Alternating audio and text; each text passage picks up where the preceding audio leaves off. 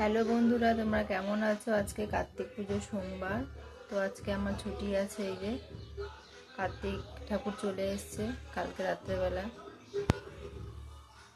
এই যে আমাদের কার্তিকটা কেমন হলো অবশ্যই তোমরা জানাবে। মালা ঠালা পরানো হয়ে গেছে ঠাকুরকে। তো এবার ঠাকুর মশাই আসার অপেক্ষা। এইদিকে আমি সব কেটে ফেটে সব সাজিয়ে ফেলেছি, খই মুরগি।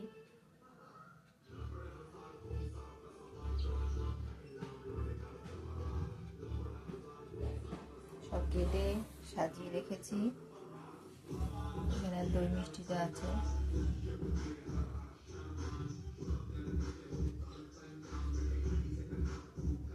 ঠাকুরমশাই আসলে পুজোতে বসা হবে।